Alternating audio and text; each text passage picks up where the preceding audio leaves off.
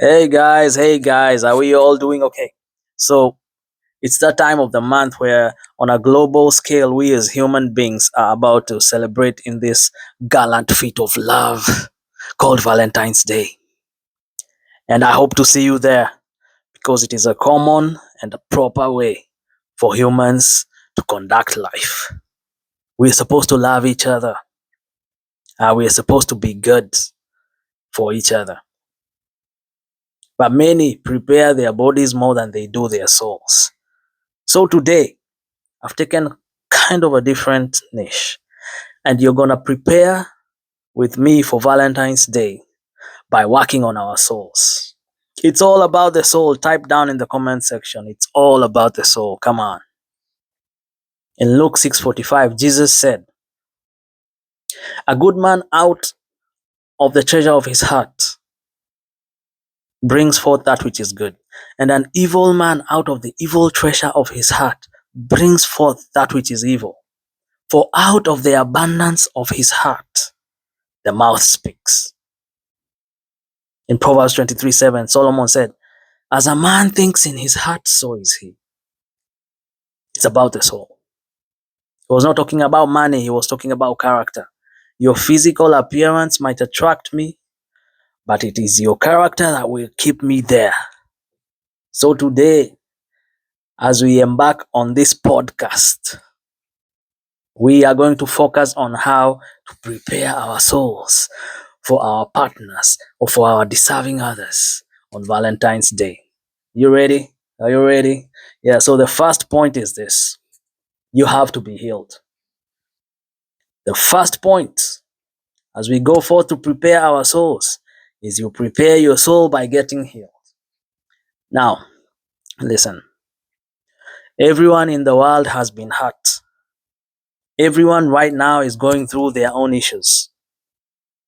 Some of us don't look like a fraction of what we've been through. That is not to downplay what you're going through. Right now, I know in your current predicament, you faced the injustices, the malevolence that has been thrown your way. The enemy has come after you, he has targeted you, and you are hurt. So I want to begin this by saying I'm sorry. I'm sorry for all the unjust things that have been done to you, all the unfair things that have been done against you. I'm sorry because of how they have smeared your name. I'm sorry because of how they have lied on you, how they've taken advantage of you, how they've destroyed your reputation. I'm sorry about how they've stolen from you, how they've broken your heart, how they have hurt your soul. I'm sorry. And I empathize with you. But I'm not sorry because of what will come out of this, because you will be healed. You're coming out of this. Come on, just type down, make a declaration in the comments section. I will be healed. I am coming out. Echo it back to me. Words are things. Words are things. Learn to say things. Don't just watch such a podcast and not respond. Words are things. Even God created the world by things. Do you know the root word of the word word in Genesis is a thing? He created the world by the word. The word is a thing. And so we see the invisible by the things which are made. Paul wrote that. And so we are going to declare in the comments section, I am coming out, I am healed. I am better than this. Words are things. As you think in your heart, so will you be. We have to get healed. Now I want you to understand one thing. The only reason the enemy has leveled all this malevolence against you is because he wants to crush the fruits of the Spirit in your life. In Galatians 5:22, God states the fruit of the Spirit as this. The fruits of the Spirit are love, joy, peace, long-suffering, gentleness, and faith. I'll say that again. Love, joy, peace, long-suffering, gentleness, and faith. Imagine for a second if you had perfect love, if you are in a state of perfect joy, if you are peaceful, if you had patience, kindness, goodness, faithfulness, and self control. What kind of a world would it be if all of us reported to that creed? And so I want to submit to you, ladies and gentlemen, that is the only reason the enemy has come after you the way he has come after you. It is to stifle the fruits of the Spirit in your life. And so as you begin to take your power back, I want to mention a few steps that I hope you will find helpful. The first one being, accept your situation as it is. Be vulnerable.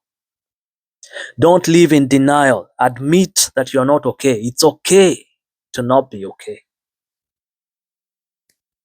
People want a pretty story about ugliness. When you begin to show vulnerability, I know some people turn against you because of the way the world has taught us to become. Even on social media, we always present our best selves. We give the best images of ourselves. We are always placing our best foot forward. That's how we present ourselves to the world, which is fine to some degree. But it is not fine if we pretend, if it is only a pretense. Therefore, you should be real with yourself. Admit to yourself that you've made mistakes. Be able to face yourself in the mirror and say, I do not know. It's okay to look into the mirror and to say to yourself, I have been tricked. I was not smart enough to figure it out. I was not smart enough to see the red flags. It's okay. Be vulnerable to yourself first. Admit it. Don't live in denial. Admit that you need help. Accept it. No matter your situation, whether you're a politician, a musician, an influencer, it doesn't matter. Whether people look up to you, people think you're very wise, people think you're very rich, very smart. And because of this, you do not want to show vulnerability. But no, until you are able to do so, you're not coming out. You must get healed, and this is the first step. You have to be vulnerable to yourself. Accept the fact that you need help. Be vulnerable to others also. Open yourself up to be poured into. In Swahili, there's a saying which goes like this: Mficha uchi hazai. Mficha uchi hazai. Mficha uchi hazai. It means, in the context of a woman who is about to give birth, a woman who hides her nakedness never gives birth. Because if you say to yourself, I have to remain clothed, I cannot allow a doctor to see me, the doctor will not treat you. There will be no baby delivered. Therefore, at some point in time for the baby to come, you have to take your clothes off. It's okay. You have to be vulnerable. Someone has to see you. Be vulnerable to a person who you know can make you. Because if you're not vulnerable to a person who can make you, you will be vulnerable in front of the whole world. Those are the only two choices you have. Start at the foundation. You cannot start erecting a building from the plinth or the beams or the pillars. You have to start at the foundation. For a rose to bloom, it has to grow through that. There's no rose without a thorn. All roses have thorns on them. So you have to accept that there are some thorny issues in your life. Paul said, there is a thorn in my flesh, Lord. And he prayed to God, please remove it 3 times. And God said, no. In your weakness, I am made strong. You must accept vulnerability. You're not perfect. Do not try to be. You're not God. Don't play God. This is a very important aspect. And until you have done this, you cannot begin to heal. For a flower to become beautiful, I think the term they use is petal loveliness, or is it floral elegance? For a flower to get to that state, you don't know, it has to grow through that. There's no way. It has to be buried all the way in soil and grow up through that. That is the way we become beautiful, people. That is the way we become beautiful. You will become beautiful. Listen to me. You will be healed. Listen to me. I don't know who this podcast is for, but it is touching you a different way. It's touching you a different way. You're feeling the words that I'm speaking. You know what you've gone through. You know what you've gone through. It's unfair. It's unfair. But you're gonna be healed. You're coming out. You will be beautiful. Prepare yourself to be lovely by accepting vulnerability first. The next step is to identify triggers. All right? You need to identify triggers, things that take you back to that hurtful place. Identify words. All right? If someone says, I love you, do you associate that with the narcissist who used to say, I love you, to mean that I will hurt you? And so that someone saying it triggers in you a negative response because you're coming to this person with the previous person's baggage. Identify triggers. Identify which words make you feel a certain way. Also, identify actions. For example, getting late. Now, guys, listen to me. As guys, we really don't like getting late.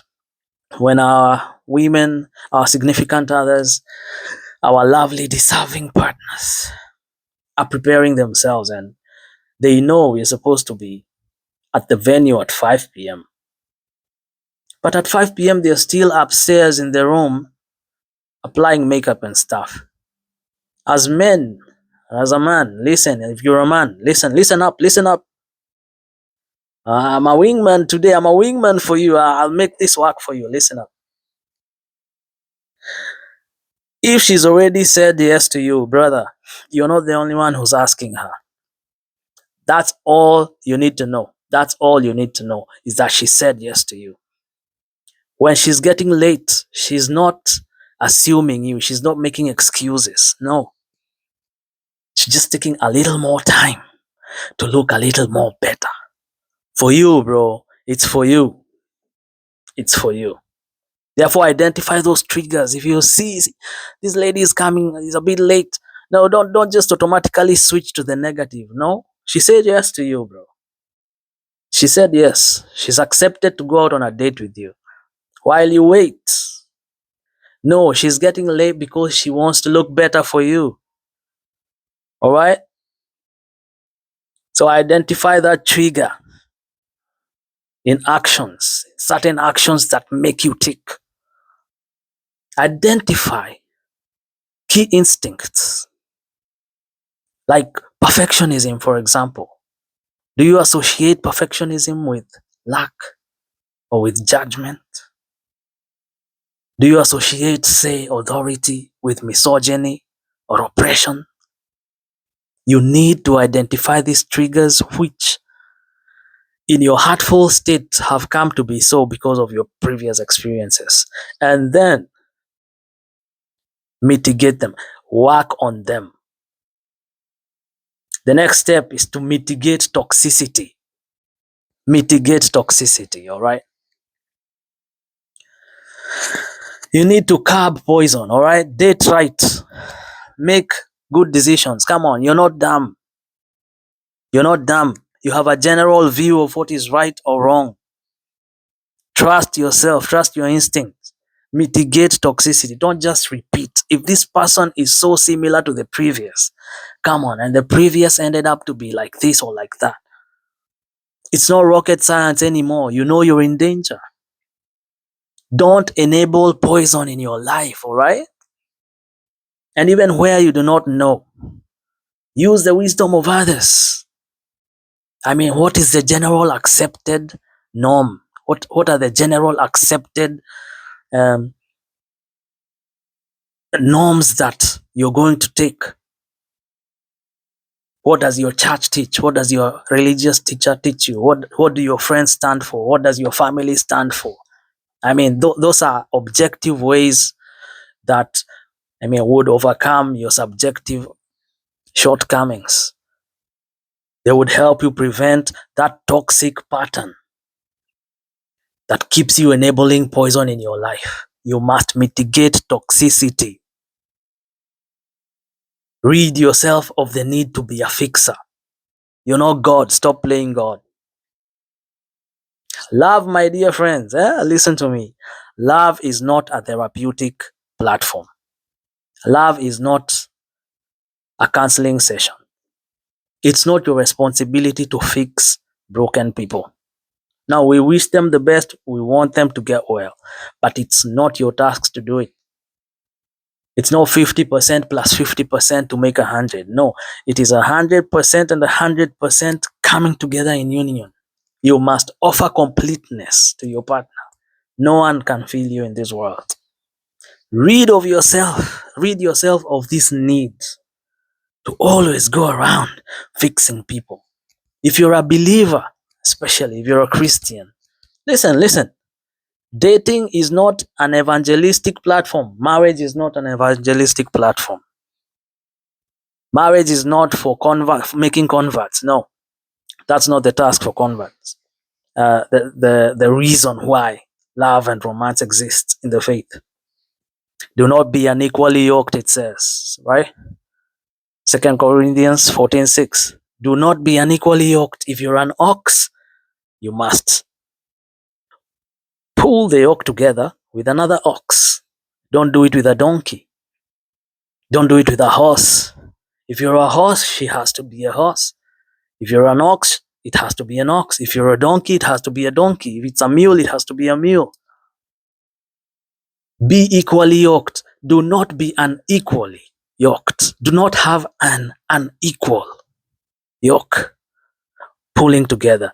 You will not be able to do it effectively.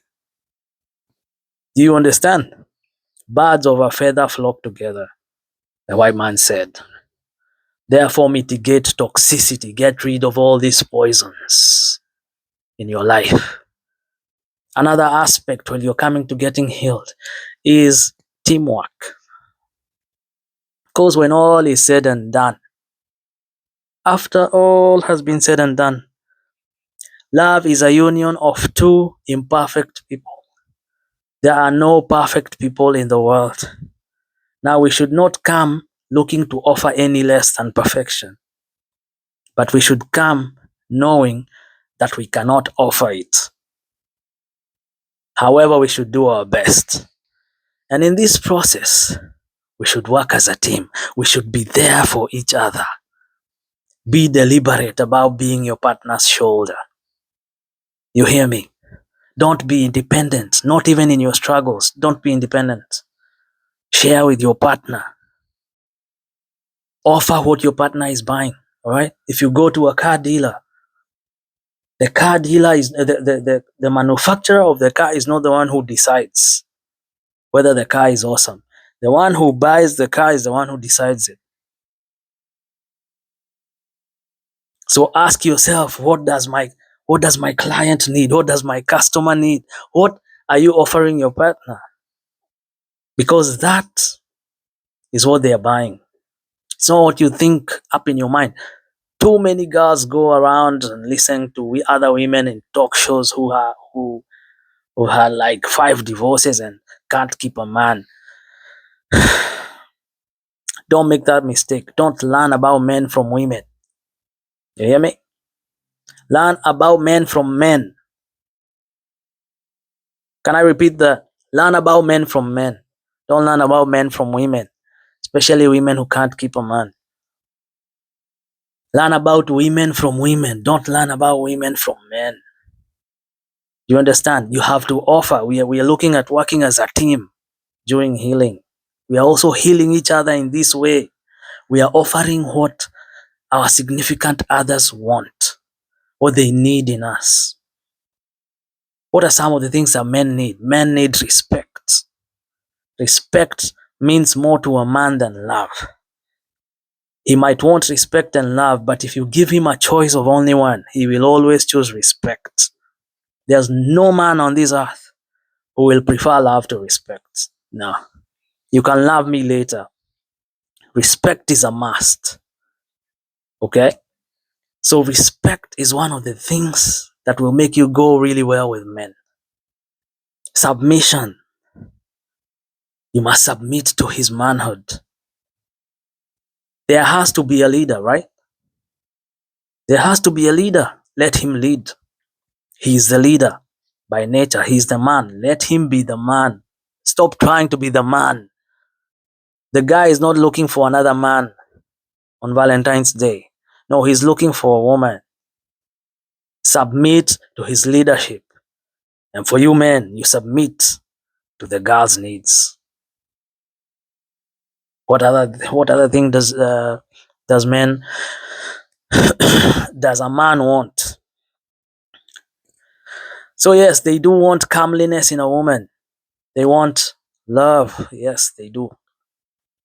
They want mild manners. They want you to make him look good. What are some of the things that women want? They want protection. A woman wants to feel safe. If you can make a woman feel safe, you're 50% there. Trust me. It's all about security. Come on, women. If you agree with me, type down in the comment section. Give me security. It's all about security.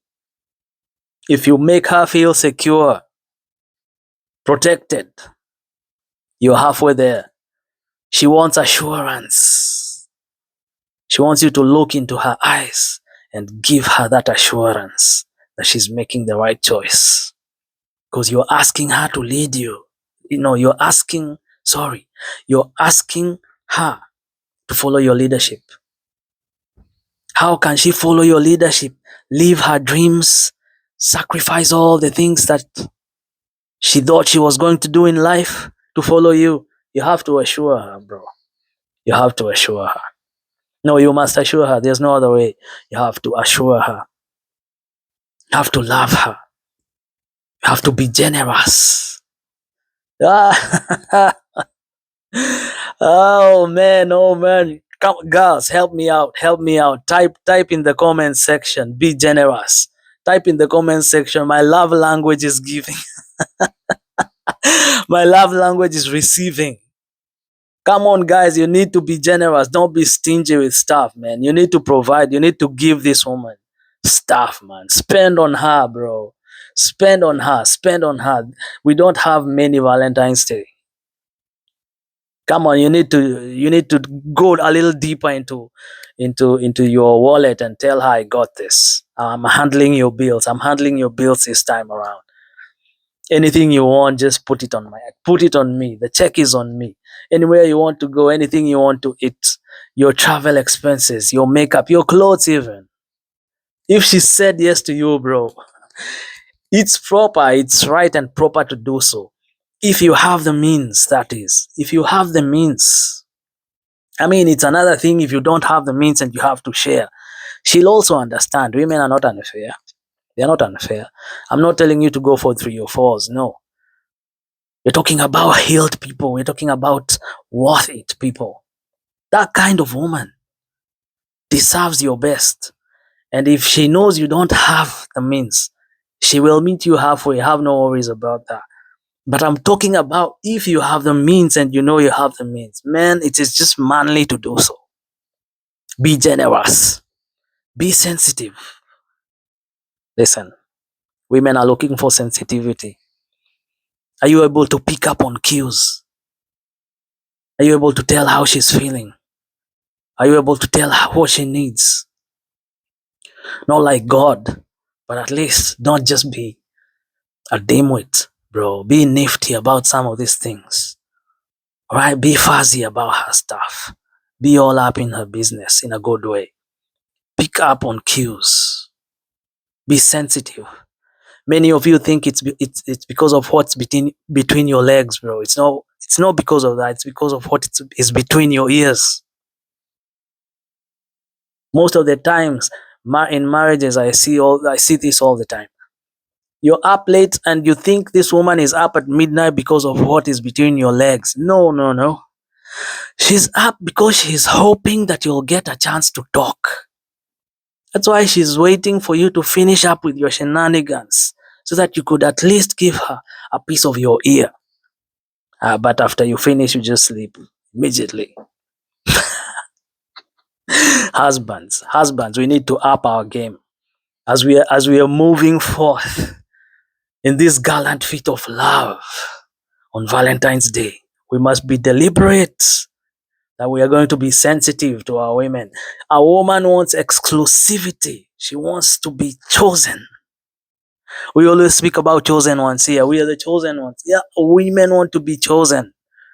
She wants to be picked up like a rose in the middle of a rose garden. Fit for your bouquet because you're the king, right? Kings. This is a. Oh, wait, are you able to see that I'm wearing a king's label today? Oh, that's a lovely coincidence. That just came like that. Anyway, so women want such things: protection, assurance, love, generosity, sensitivity, exclusivity. Come on, women, add some of the other things you need down in the comment section. Write down for the men to see. Write it down for them to see. Men want you to communicate. Men like direct talking. Tell him what you need. Do it in the comment section. Come on. What are some of the things that men don't want? They don't want rebellion.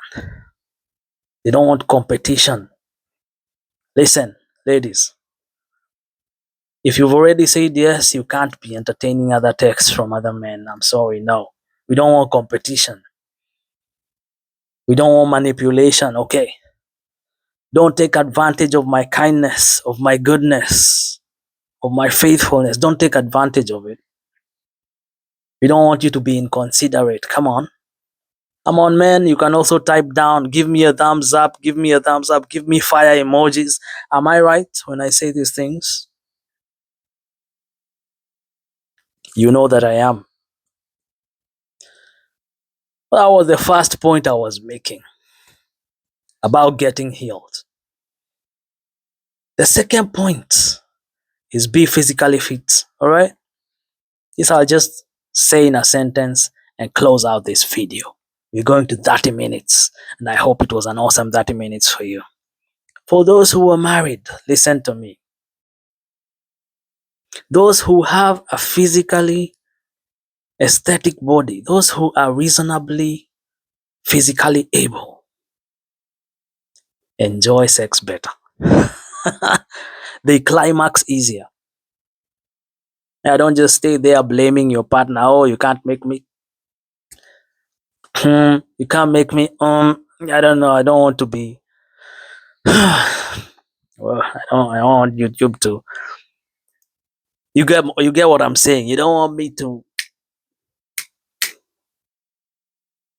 You get what I'm saying? So for those who are married, don't blame your significant others because they can't get you to. Yet it's your physical state. It's your physical ability to do so, or physical inability to do so, that is the cause for you not getting satisfied. That is the cause for you not climaxing. Come on. Your partner deserves it. Your partner deserves it. If you're not sick, if you're not hungry, if you're not, I mean, I mean, you know, guys, be physically fit for each other. So what have we said? As we are getting ready, we are getting ready by getting healed. We will be vulnerable. We will identify triggers. We will mitigate toxicity. We will work as a team. And then we will be physically fit. And may you have a very happy Valentine's Day. See ya.